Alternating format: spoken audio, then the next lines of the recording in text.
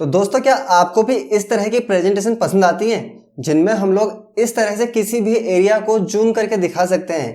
क्या आप भी चाहते हो कि इस तरह की एनिमेशन आप अपने लिए बना पाओ किसी भी प्रेजेंटेशन के ऊपर? तो आज की इस वीडियो में मैं सिंगल इसी टॉपिक के ऊपर बात करने वाला हूं, जहां पर हम लोग किसी इमेज का कोई पर्टिकुलर एरिया जूम करके दिखा सकते हैं। तो बिना टाइम वेस्ट किए हुए चलिए शुरू करते हैं।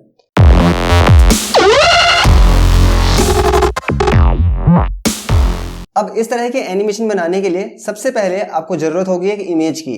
तो आप गूगल पर चले जाइए और आपको जो भी इमेज चाहिए उस इमेज को आप सर्च करके लेके आइए। जैसे कि यहाँ पे मैंने ये वाली इमेज ली हुई है। यहाँ पे मैं इसको डिलीट करता हूँ। यहाँ से डिलीट करने के लिए मैं इस पर क्लिक करता हूँ और इसे डिलीट कर देता हूँ। और यहाँ पे होम पर जाता हूँ और यहाँ पे न्यू करके मैं यहाँ पे इंसर्ट कर लेता हूँ। अब जिस भी इमेज के ऊपर मुझे वो एनिमेशन लगाना है उसके लिए हम लोग सिंपल इंसर्ट टैब के अंदर जाएंगे, पिक्चर्स पे क्लिक करता हूँ और यहाँ से चले जाता हूँ दिस डिवाइस। अब यहाँ पे हमारे पास कई सारी पिक्चर्स होती हैं। जिस भी पिक्चर को हम लोगों को इंसर्ट करना होता है उस पिक्चर को हम लोग यहाँ पे लेकर आ सकते हैं। तो जैसे कि यहाँ पे डाउनलोड्स में मेरे पास ये पिक्चर है, इसे हम लोग सेलेक्ट करते हैं और इसे हम लोग इंसर्ट कर लेते हैं। उसके बाद आप अपनी इमेज को सेट करिए अपनी प्रेजेंटेशन के ऊपर और उसका साइज एकदम से फिट कर लीजिए। और हमेशा ही ध्यान दीजिए कि कोई भी इमेज अगर आप लगा रहे हैं तो उसकी क्वालिटी अच्छी हो। तो इस इमेज की क्वालिटी ठीक ठाक है, जिस वजह से ये उतनी ज़्यादा पिक्सेलेट नहीं हो रही, क्योंकि बहुत छोटी इमेज वहाँ पे दिख रही है। अब आपको क्या करना है, आपको इसी स्लाइड को कॉपी कर लेना है, यानी कंट्रोल डी कर दीजिए आप, जिसके थ्रू इसी का एक डुप्लीकेट क्रिएट हो जाएगा नीचे। अब आपको पहली स्लाइड को छेड़ना नहीं है और दूसरी स्लाइड पर आ जाना है डायरेक्ट।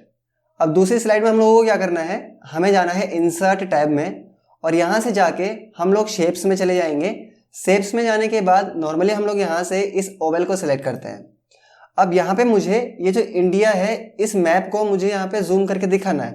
तो उस कंडीशन पे मैं यहाँ पे एक सर्कल बनाना चाहूँगा और वो जो सर्कल होगा वो क्रिएट होगा। शिफ्ट का बटन आप कीबोर्ड से होल्ड करके रखिए और माउस के थ्रू यहाँ पे एक सर्कल क्रिएट करिए। अब मैं आपको शिफ्ट होल्ड करने के लिए इसलिए कह रहा हूँ यहाँ पर, क्योंकि शिफ्ट के थ्रू उसका कोई भी जो रेशियो होगा वो फिट आएगा, यानी कहीं से भी उसका जो साइज है वो खराब नहीं हो पाएगा। अब यहाँ पे आपको क्या करना है, आपको शेप फिल में जाना है और यहाँ से नो फिल कर देना है। अब यहाँ पे जो आउटलाइन आ रही है इस आउटलाइन का आपको वेट भी बढ़ा लेना है। जैसे मैं वेट पे जाता हूँ और यहाँ से मैं इसका वेट बढ़ा लेता हूँ। अब डिपेंड करता है कि जो आप इमेज यूज़ कर रहे हैं उसमें जो ये आपका आउटलाइन आएगा वो किस कलर में ज़्यादा अच्छा दिखेगा। तो जिस भी कलर में आपकी इमेज में वो ज़्यादा अच्छा लगेगा आप वो कलर यहाँ से चूज कर लीजिए। तो जैसे कि मेरी इमेज में यहाँ पे येलो कलर ज़्यादा सूट कर रहा है, इसको मैं सेलेक्ट कर लेता हूँ। इतना करने के बाद हमें क्या करना है, हमें इस इमेज को इसी सर्कल के साइज में क्रॉप करना है। तो क्रॉप करने के लिए हमें इमेज को सिलेक्ट करना है, पिक्चर फॉर्मेट में जाना है और यहाँ पे एक ऑप्शन दिखेगा क्रॉप का। अब आपको डायरेक्टली क्रॉप ऑप्शन में क्लिक नहीं करना, आपको इस पॉइंट में क्लिक करना है। इसके बाद आपको इसमें ऑप्शन दिखेगा क्रॉप टू शेप, यहाँ क्लिक करना है और यहाँ से नॉर्मली बेसिक शेप्स में से आपको ये ओवल सेलेक्ट कर लेना है। अब जैसे मैंने यहाँ से ओवल सेलेक्ट किया, आप देख सकते हो ये ओवल फॉर्मेट में आ चुका है, बट हमें इसको सर्कल फॉर्मेट में चाहिए। तो उसके बाद हम दोबारा से क्रॉप सेक्शन में जाएंगे, जहां से हम लोग एस्पेक्ट रेशियो में जाके इसको स्क्वायर वाला रेशियो दे देंगे 1/1।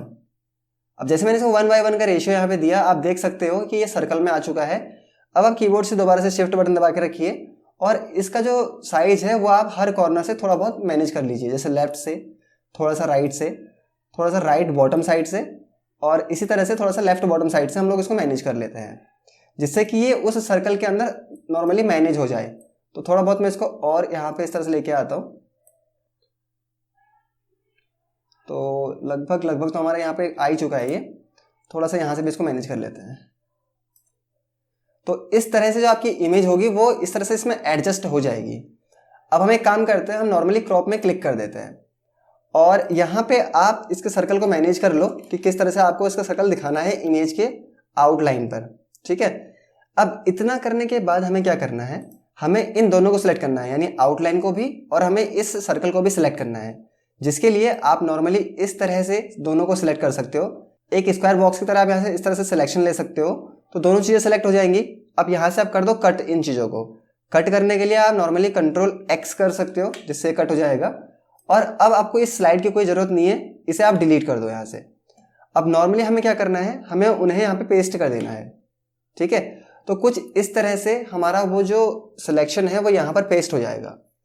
अब हमें क्या करना है कि अब हमें इन दोनों पर एक एनिमेशन ऐड करना है। एनिमेशन लगाने के लिए हम लोग नॉर्मली एनिमेशन टैब में जाएंगे, सबसे पहले आप यहाँ से एनिमेशन पेन को ओपन कर लो।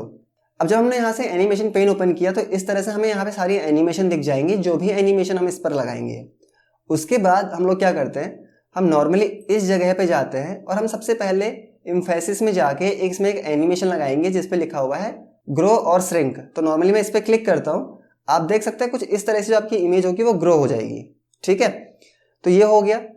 अब इसमें मैंने आपको एक और एनिमेशन दिखाया था जिसमें जो हमारा सर्कल था वो भी इस तरह से मूव कर रहा था। तो हम यहाँ पे क्या करते हैं कि अब नॉर्मली हम लोग पहले एक बार बाहर क्लिक करते हैं और सर्कल पर क्लिक करते हैं। ये जो येलो कलर का सर्कल है उस पर क्लिक करेंगे और उसके बाद हम इस पर भी एक एनिमेशन लगाना चाहते हैं। अब अगर आपको किसी चीज़ पे 2 एनिमेशन लगाने होते हैं तो आपको ये ऐड एनिमेशन का यूज़ करना पड़ता है, क्योंकि अगर आप यहाँ से कोई एनिमेशन लगाएंगे तो ये इस एनिमेशन को रिप्लेस कर देगा। तो यहाँ पे हम क्या करेंगे, हम यहाँ से जाएंगे ऐड एनिमेशन पे क्लिक करेंगे और यहाँ पर एक एंट्रेंस एनिमेशन लगा देंगे जिसे हम लोग कर देंगे व्हील।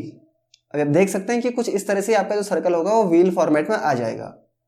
अब जैसे कि अगर मैं इसको फुल स्क्रीन अप्लाई करता हूँ और मैं माउस से क्लिक करता हूँ कहीं पर, तो कुछ इस तरह से यहाँ पर ये एनिमेशन काम करेगा। बट यहाँ पे जो सर्कल है वो अभी काम नहीं करेगा, ये अब काम करेगा, क्योंकि एनिमेशन पेन के थ्रू हम लोगों ने इसको अभी एडजस्ट नहीं किया है।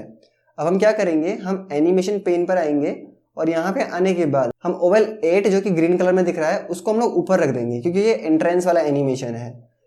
साथ में हम लोग टाइमिंग में यहाँ इसको तो ऑन क्लिक रखते हैं, यानी ये हम लोग जब खुद से क्लिक करेंगे उसके बाद ये जूम होगा। और ये जो पिक्चर 7 है हम उस पर क्लिक करते हैं और हम यहाँ पर जाकर हम इसे करते हैं आफ्टर प्रीवियस, यानी कि पहले ये ओवल वाला एनिमेशन प्ले होगा उसके बाद ये वाले दोनों एनिमेशन प्ले होंगे। तो अब ये लगभग सही हो चुका है। अब हमें क्या करना है कि अगर आपको थोड़ा ड्यूरेशन हल्की देनी होती है तो यहाँ से आप ड्यूरेशन इसकी बढ़ा सकते हो। तो मैंने इसको 3 सेकंड की ड्यूरेशन दे दी। अब हम इसको जब प्ले करेंगे तो प्ले करने के लिए हम लोग प्रेस करेंगे F5।